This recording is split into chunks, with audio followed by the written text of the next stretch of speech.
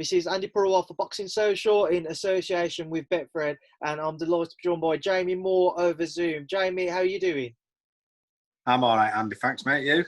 Yeah, I'm all good. I'm all good. I'm still kind of on that buzz after last night. It was obviously a very good show and a dramatic ending as we saw Alexander Povetkin stop Dillian Whyte in the 5th round. Jamie, just your reflection on that fight and, of course, Alexander's stoppage victory.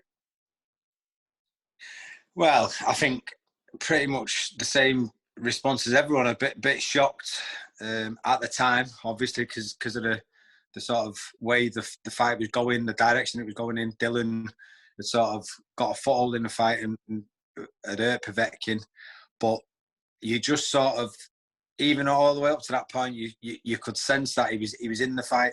I don't think in commentary maybe it was the positioning, but they wasn't picking up on the subtle stuff what Povetkin was getting off. You know, those he set up the left hook to the body really well.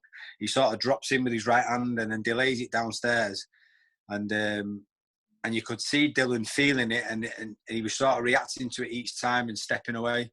But the way he set it up and then switched it from the body and then brought it up as a left uppercut instead at the end was brilliant. So it was a big risk. It was always a big risk because someone who's been around for that long, and even though he's probably past his best, he's only lost to AJ and Klitschko. He was always a potential banana skin, and unfortunately, it's heartbreak for him because he's been waiting so long for a world title shot, and now he looks like he's got to try and reverse that loss. Was you surprised at all that Povetkin was still able to find that shot despite the 4th round, obviously just a round before it when he was dropped twice? Yeah, well, I think so. A lot of the time, when you hurt your opponent, that's when you can sometimes be more vulnerable because defensively you switch off, or your awareness switches off of the dangers what your opponent's threats are, and so I don't think he was totally unaware of the dangers, but I think maybe just for that split second he thought he had him and he wasn't as dangerous as maybe he thought he was, and he's paid the ultimate price. But I've got to say, it wasn't a fluke, it wasn't a lucky shot. It sort of set that shot up with a left hook to the body during those early rounds, even though I felt it was behind and Dillian was controlling the tempo of the fight. He kept it at long or medium range because the dangers. I was talking to Nige because Travis was round there watching it with me, and before the fight, we was talking about the dangers of, because Dillian likes having a fight, and Povetkin's really dangerous at short range. You know, he's got real nice short left hook, and we were saying that you can't afford to let him get close because that's where he'll do his best work. And unfortunately, at the moment where he thought he had him, he allowed him to get up close and paid the ultimate price. What did you make of the rounds leading up to the knockdowns first in the 4th? You know, so the 1st, 2nd, and 3rd round. How did you see kind of playing out? I thought Dillian was controlling the tempo and keeping it, like I say, long to medium range. But every time he let Povetkin fall into that pocket, he caught that left hook. He kept landing in the area, and we was talking maybe, knowing he was going to keep dropping that left hook, maybe he should have sort of caught it with his elbow and give him a little counter left hook just to offset his rhythm and try and give him a reason not to throw that left hook to the body, because it was landing too often, I thought. And like I say, hindsight's a great thing, but it looked like he'd navigated the first part of the fight well, and it looked like he was in control. He'd hurt him. I didn't expect him to be able to hurt him as easily as he did, really. And then bang, all of a sudden the tables turned. If you're in Dillian Whyte's shoes now, are you instantly thinking about that rematch, or is there kind of a psychological thing he has to overcome just because of how devastating a knockout it was? And that's that. So I've been talking about that today. So what if he doesn't execute his rematch clause? He'll lose it. And if he does, is it going to be enough time to sort of overcome those psychological scars? And you know, one example to me, a big one, is Davy Price when he lost, when he took his first loss. I can't. The guy's name slips me, but I felt like he rematched him too quickly. I didn't think he was over the psychological damage what losing your first fight does to you. I think, once you've got a couple of losses under your belt, I think the turnaround can be quicker. I think you become mentally tough and you learn how to deal with it better and you can turn it around quicker. So maybe because Dillian, it's not his first loss. He has got that loss to AJ, so maybe it won't be as fast a turnaround, and maybe he'll be able to turn it around a bit quicker than he would usually. But it's still a question, and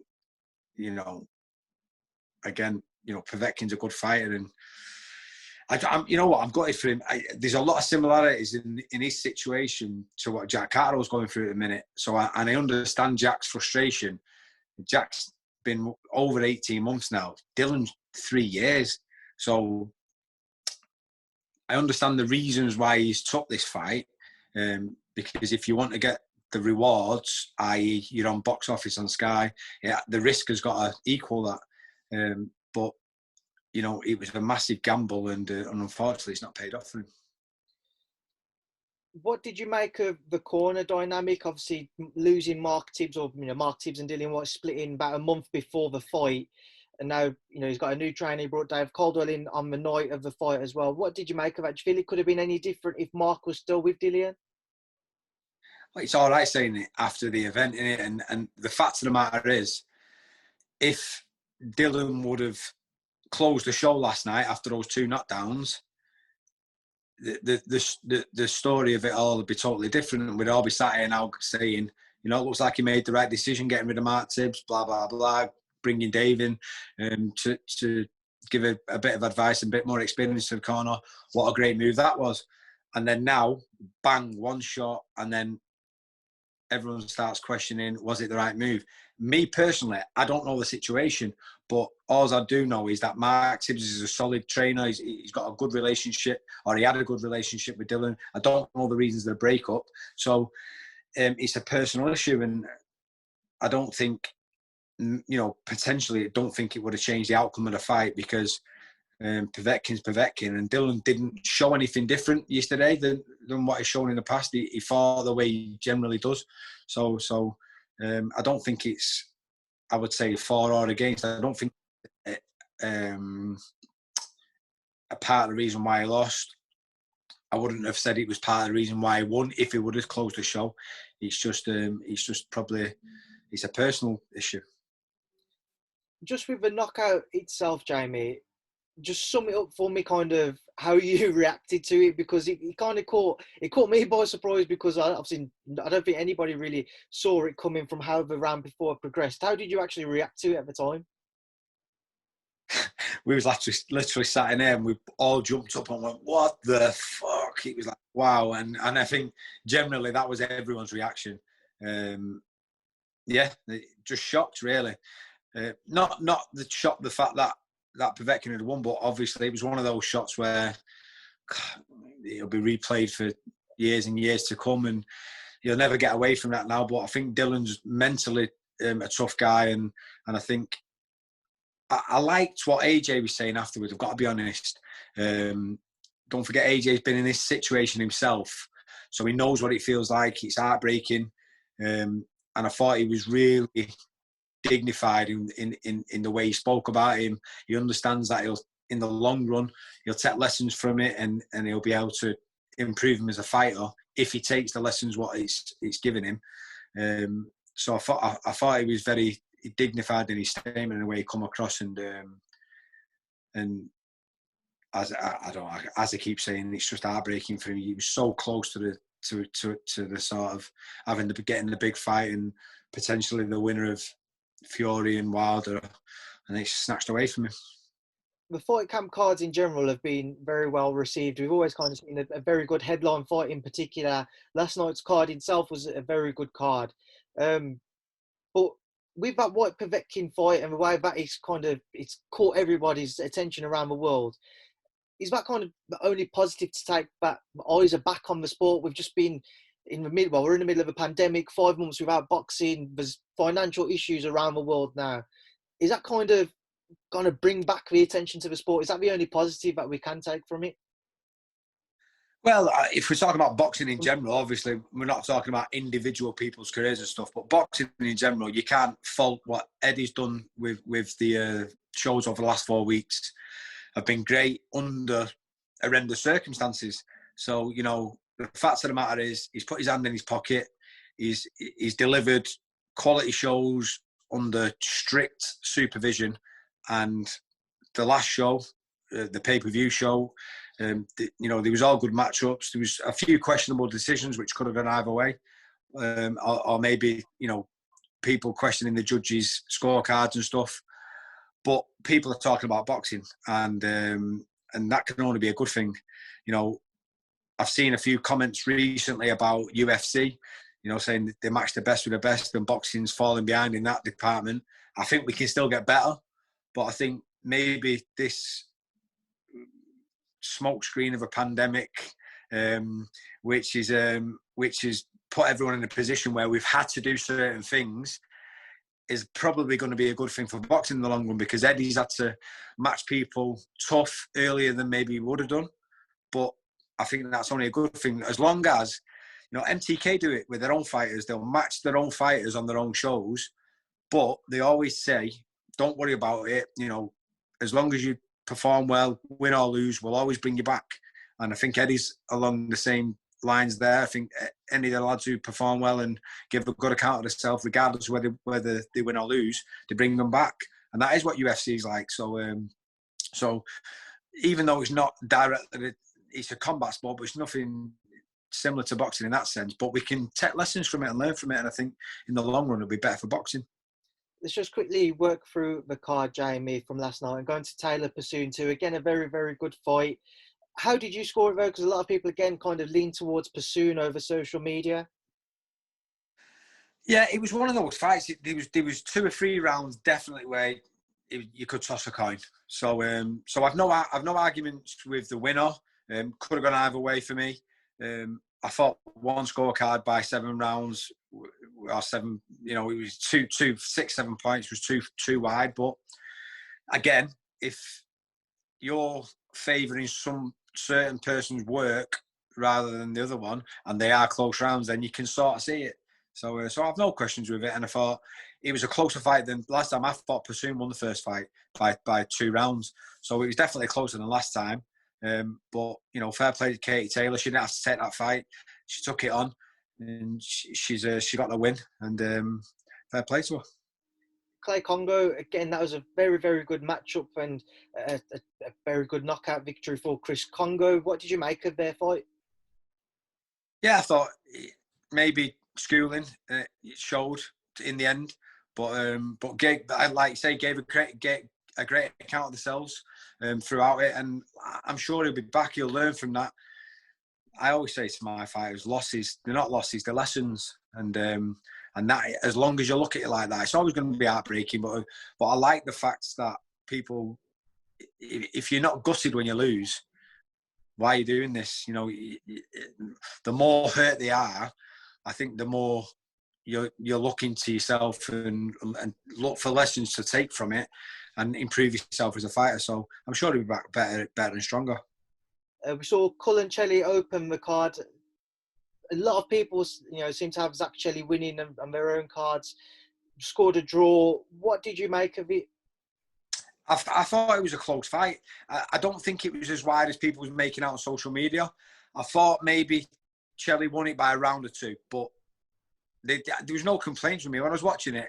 I thought Chelly might have nicked it, but when they announced the draw, I went, oh well, fair enough. You know, it was one of those fights, but I think it just depended whose work you preferred, really. And we also saw the savage Alan Babbage defeat Sean Dale Winters with a big second round knockout.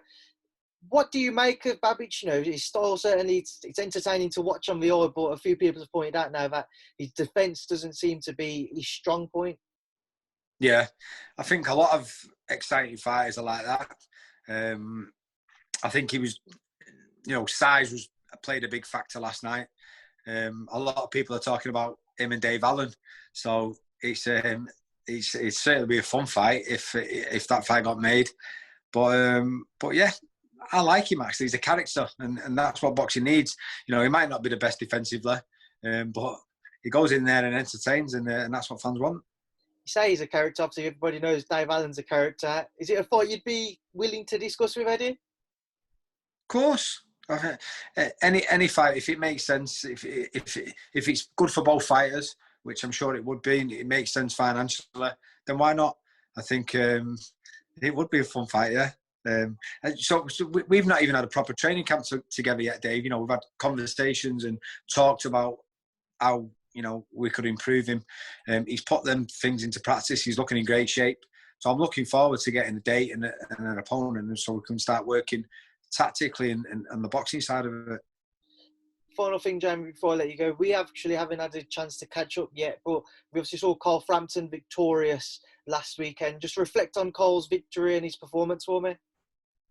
Yeah, it was always going to be a bit of an iron into nothing for Carl, really. You know, it was 7 different opponents over a 5-week period. It was always frustrating for him. Someone who's much bigger naturally. You know, an opponent behind closed doors. It was always difficult to get the sort of level of opponent you'd want, especially when there's so many changes. So it was important that Carl didn't go in there and try and blast him out of there, and because when you do that, it never happens. So he had to make sure he navigated the fight right, established his jab, got his range and distance, which was out a little bit because he'd not boxed for a long time. But I was happy with the way he navigated it. He went through the gears, he worked the body, he sort of established himself, and then went through the gears and stopped the guy. So you couldn't have asked for anything more. I think if he'd have gone about it differently, it could have turned into an ugly, rough, scruffy affair. So he got out of it what he needed. So he got his timing and distance, which obviously was the main one. He got rounds under his belt. He got the stoppage win and went through the gears, and that sets him up nicely for Herring. Jamie, it's always been a pleasure to catch up with you. I will come up to see you all soon. Thank you for your time, mate, and obviously enjoy the rest of your Sunday. Thank you for speaking to Boxing Social. Cheers, mate. No worries.